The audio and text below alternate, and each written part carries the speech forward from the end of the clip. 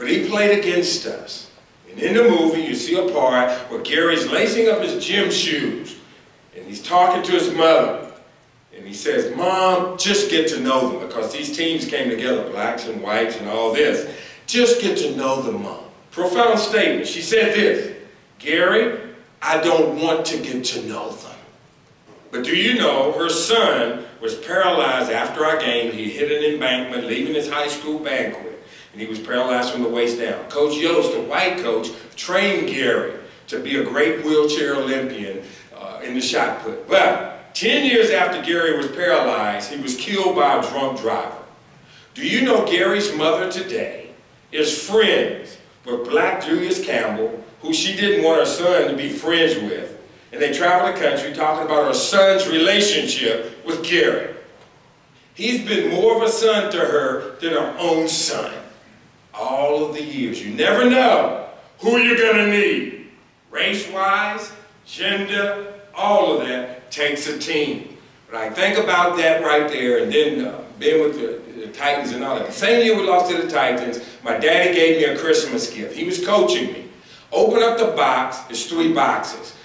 Open up those 3 boxes, there was 3 plaques. I don't remember the other 2, but I remember the one. When you're talking about youth for Christ, my pop said, son, you can't forget this verse. He schooled me up. He was coaching me. Son, don't forget this verse. You got to listen to what Solomon said. The richest, the wisest king, boy. Ecclesiastes 12:1. Son, remember your Creator in the days of your youth, before the evil days draw nigh, when you would say you have no pleasure in them. In essence, the evil days, as Solomon said, before the grinders cease. You get older, teeth aren't as strong. Before the doors begin to shut. In essence, you don't hear as well as you get older. And before the windows grow dim. As you get older, you don't see as well.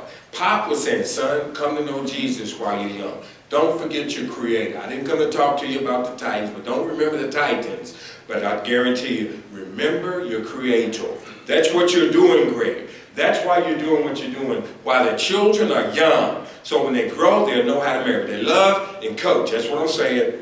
Of an effective father. They're loving, they love their children, but then they coach their children. That's what my daddy did. But then, another thing, out of research, it comes out clearly, of thousands of dads. They model for their children. They model. They don't just talk about it. They don't just preach a sermon. They be a sermon. My dad, well, Alan here, and Butch and some other guys, how many of them have I've been with y'all playing golf before or whatever in the room? Y'all raise your hand. This, 3 or 4 of you here. Yeah. In fact, when we go to real nice places, I mean, I'm a CEO, so I got to play golf. I'm a black brother that I don't like chasing a little white ball. But anyway, but y'all like this. But anyway, so I have to go about with about 25, 30 guys every year. We go to places like Ireland, Whistling Straits. Where did we go last year? Abandoned Dunes. Y'all ever heard of these places? They're like real nice places. We're going to Scotland this summer. Anyway, I can't wait to get there. But I dress real nice when I go play and everything, and I look real good. I look like I can play. So we were at Whistling Straits a few years ago, and I come out early and get my clubs. I'm dressed nice, get my clubs. A gentleman gets out of his automobile, nice automobile, and he comes over to me and he says, sir, will you get my clubs for me? And I looked at him and I smiled and I walked off smiling. The people at the club said, no, that's the CEO of the National Center for Fathering. He's playing here. They were trying to explain it. They were scared to death. They just knew I was going to sue them and get some money, give it to Youth for Christ. But I kept walking. And my staff, like, Carey, you should have given him your resume. Tell him who you are. I said, I can't do that. Case, tell him. Can't do it. I've seen my dad during the Civil Rights days called the N-word. But Daddy would look at me and say, son, evidently they don't know my name. He knew who he was. He modeled it before me. He didn't use a lot of words, but he modeled. I ask you today, what are you living before your children?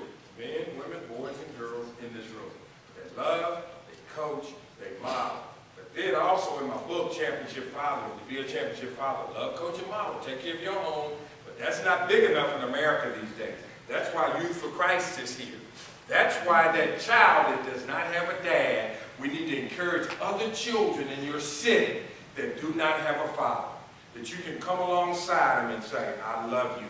A child needs to hear that. A young lady, the young girls, praise God for Allison. But those girls, those 300 that you were talking about, Shirley, they need to have the privilege to be like the Allisons of the world, where they would literally know their self-worth, that they do not have to give their bodies up on the great streets of a great city like Atlanta. In the richest and most powerful country in the world, we battle over things, but the children need to be encouraged. That's why you're doing what you're doing with Youth for Christ. That's why you're going to write a check tonight. And God forbid if you say, well, let somebody else do it. Can't do it. What's happening in our country today, such a crisis. That's why I came to Atlanta. Don't have to invite me back. I know I've gone a little long, but that's okay. Because some of you don't remember my name anyway. That's okay. I travel anywhere from the White House to the House, and I have fun. You want me to tell you why? Because I sit on a plane today with a guy that says, so who are you? And I'm like, well, who are you?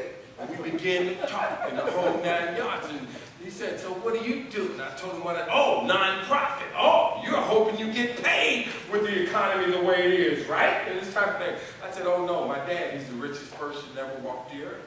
And this type of thing. He said, well, really? I said, yeah, my dad owns this plane, in fact. And this type of thing. He said, your dad? I said, in fact, my dad holds this plane in the air. And if the plane goes down, though, sir, where will you go? Well, I hope I'll go to heaven. I said, oh, you hope you will? I said, let me share with you, in essence, how you can be sure that you will go to heaven and share the gospel with the gentleman known as big CEO, got the same title like me. But I guarantee you, my pop, he owns the cattle on 1,000 hills, and he owns the hills also. I'm going to preach on Sunday somewhere. But anyway, let's get back to it. But you must encourage a child without a dad. But then, not only that, thinking about encouraging another child. I live in a nice suburb. Most folks say, well, do you live in the hood? I used to.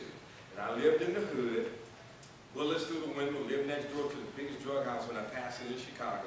But now I live in the hood, and I live with these people that they think they have it all together and everything's so wonderful. We got our remote control driveway, garage doors. Nobody speaks to anybody. You ride in, let the door down, come up, go to work, come back. Nobody's close. We wonder why America's in trouble. The only time we see each other is when we come here. Everybody's so busy making all the money in the whole 9 yards, but we got to be better stewards of our lives and who we are mentally, physically, and spiritually. But I think about it, right next door in our suburbia neighborhood, there is Ryan and Kyle and Brett. And their mother is Gail. But Daddy left when Brett was 2. Guess who their father figure is and they call Dad? The colored boy next door. They call me Dad. And I talk to them when their girlfriends break up with them. I'm a father figure. I'm not perfect. By the way, God didn't make a mistake when he made it. Listen to this real quick, and I'll share the last one. When I was born, I was black. When I grew up, I was still black. When I get sick, I'm still black. When I go out in the sun, I'm still black. And when I die, my brother's a mortician. He's the last one to let you down. But anyway, when I die, that's supposed to be funny. But anyway, when I die, I'm still going to be black. Now listen to this. Some of you, Butch Floyd, Allen, when you were born, you were pink. When you grew up, you were white. When you get sick, you turn green. When you go out in the sun, you turn red. And when you go out in the cold, you turn blue. And when you die, you're going to be purple. So why do y'all call me color?